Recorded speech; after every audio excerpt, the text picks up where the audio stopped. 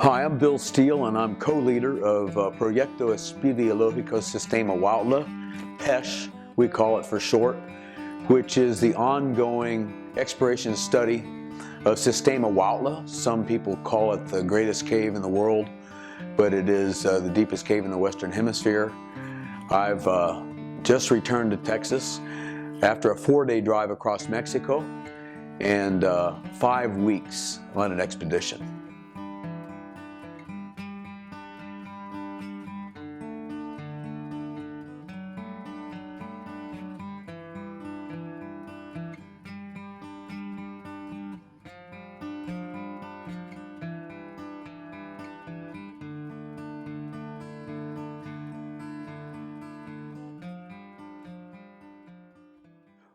We decided when we organized the reorganization of caving in Huautla and gave it a new name, Proyecto Espeleologico Sistema Huautla, PESH for short, that we would concentrate on community outreach, because there are some world-class looking entrances that we've never, in all the years of going there, nobody's ever been able to get permission to enter because of beliefs of the people, because of not understanding what we're really about, being suspicious of outsiders and thinking we're going to go in there to get something to enrich ourselves, all that. So we're trying to overcome that with community outreach. So last year we installed a very well-made display in the main government building in the largest city in the mountains there, which is Huautla de Jimenez.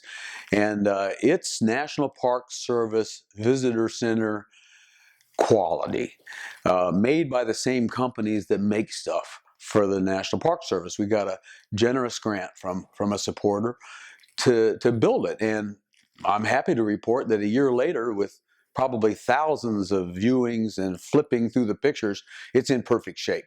The thing is robust. So this year, we went to the village of San Agustin, Zaragoza, which is about 10 kilometers from Huautla, and right there between two of the largest entrances, actually, come to think of it, 5 of the largest entrances of the 20 entrances to Sistema Huautla. We took a large, essentially about the largest you can get, digital picture frame that hangs on the wall, and you put a USB drive in it, and it's got 243 greatest hit photographs of those caves right there by the village that change every 15 seconds. And then summaries of the expeditions through the years in Spanish that come up every so many slides. So that's popular already. So those are displays that we have put up in 2 places. Whole Earth Provision Company created some brochures for us. There were 3 brochures, 1, 2, 3, for soliciting support. One's a basic one, second one's if somebody's interested, more information. Third one is they decide they'd like to donate or support. It's got the kind of information that they would probably like to see, including a budget. The fourth one is that first brochure, the general one, in Spanish. And whoa, is that a good idea. It was a good idea from the border on, because even passing through the border with maybe as much as 4 tons of gear and rope and food, things that we needed to haul down that you can't buy down there. You know, what is this? They wonder when you're crossing an international border. Well, it's this. Here's the brochure. And it was interesting. And they asked if they could keep them. And we were delayed at most, half hour crossing the border. And sometimes it can be a lot longer than that. So that worked out great.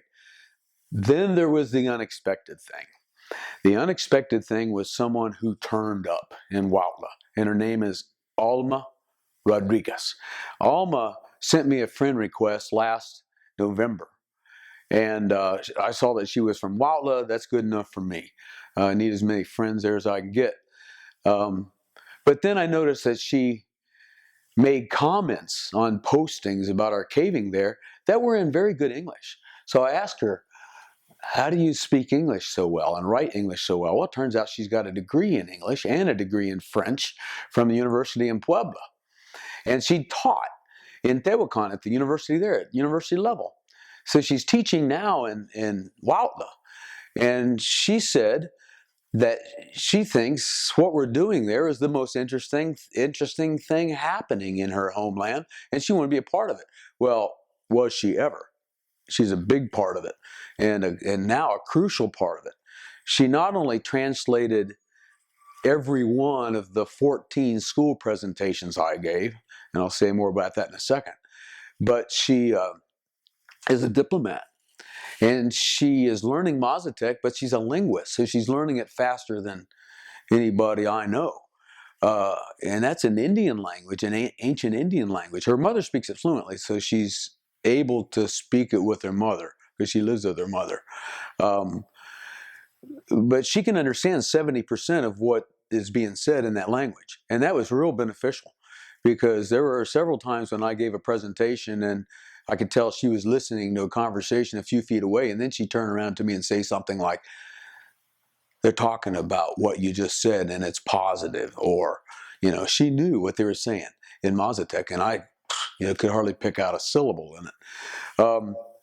We gave 14 school presentations to as many as 800 students. Now that sounds a lot for 14, but 3 of them were in Huautla itself in a nice big auditorium, well darkened, good screen, PowerPoint presentation to 150 students each time. So 3 times 150 is 450. And then we're estimating the other 10 had probably a total of 500. So that's good in that obviously those kids, who I'm happy to say seem very interested, very quiet, very alert, ask excellent questions, they go home and talk to their parents. And we started getting feedback on that while we were there. Parents saying, oh yeah, I heard about that. That's interesting. We didn't really know what those caves are about. They're kind of scary.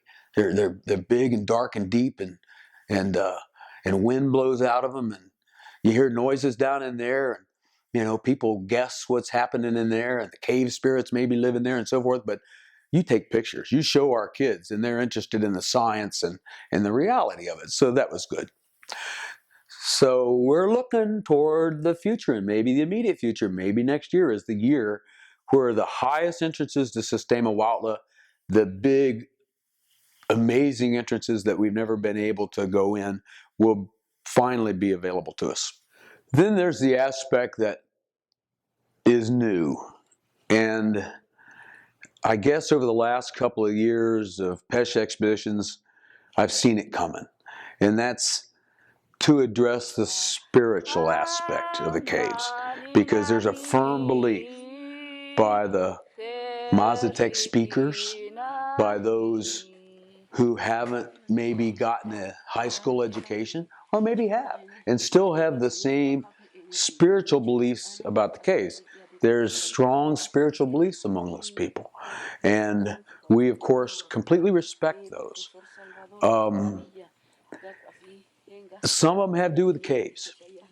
And for the last couple of years, it's been suggested to me several times by not only friends of ours in Huautla, but even government officials, new friends, that you really need to have a ceremony, a cleansing ceremony, to get right with the cave spirits. So this year we did that.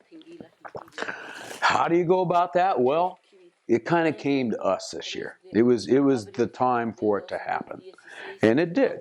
And in fact, we ended up having 3 of them. And one of them was a big deal. And we were told it caught us up from 50 years of not doing it. So that's why it was such a big deal. It actually had 2 phases to it. It had a preparation phase where the curandero was in our cookhouse with candles lit and incense burning and a lot of ceremony in Mazatec and a live turkey that we'd bought in the market. And then we went to one of the entrances to Sistema Huautla. And we didn't know what was going to happen. We just knew that we were in for the ride, and we were going to do what we were asked to do. And Turned out the turkey was sacrificed by me, in fact, as the leader of the project. I was asked to go ahead and drop it in the pit, and I think I questioned that more than once. Really? Do you really mean that?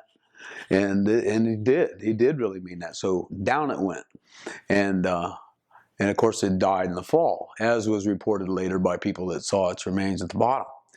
And then the other two ceremonies, I mean, there were two parts to the big one. Then the other two were with another group that came out to see us, and that group included an employee of UNESCO, you know, United Nations organization, and she's an anthropologist from Mexico City, and they wanted to be taken in a cave.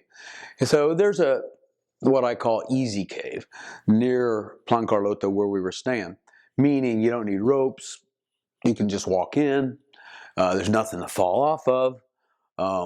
You might not even need a helmet because the ceiling's about 8 feet high consistently. Well, about 50 feet into that cave, some broken pottery. And I'd even stopped and said something about it, you know, because it's been analyzed and we know that it's got Teotihuacan influence, and, you know, it's about 1,000 years old and that kind of thing. It's broken. Not much of it. We don't touch it. We just look at it, take pictures of it. Well, when the UNESCO anthropologist got to it, she said, oh, this is pre-Hispanic. And then she felt like cave spirits had entered her body and wanted to leave. And people sometimes react to caves, you know, they're not used to them, and they have all kinds of thoughts, you know, claustrophobia or whatever. Well, she felt like a cave spirit entered her body. So outside the cave, they did a cleansing ceremony for her, and used incense and a lot of words in Mazatec. And in the end did something that I've heard of that I'd never actually seen before, and that is to cleanse a person of either bad thoughts or, in this case, cave spirits that they're worried about. Whoever's leading the ceremony finalizes it by burping them out. And I saw that. I was 3 feet from the woman when she burped the spirits out. So that woman felt very relieved to be cleansed of the cave spirits. So we were also asked to not talk about it, which was a surprise because we thought we wanted people to know we'd done this. And we said, no, you know, just let it tell its own story. Let the cave spirits spread the word. And I think what they really meant was, don't come across as bragging about it. Don't come across as, you know, maybe having the wrong attitude about it. Just sit back and the right thing will happen. So we got some feedback that people were happy that we'd done it. And we never had to say a word about it. It just filtered, got out there, spread, word spread.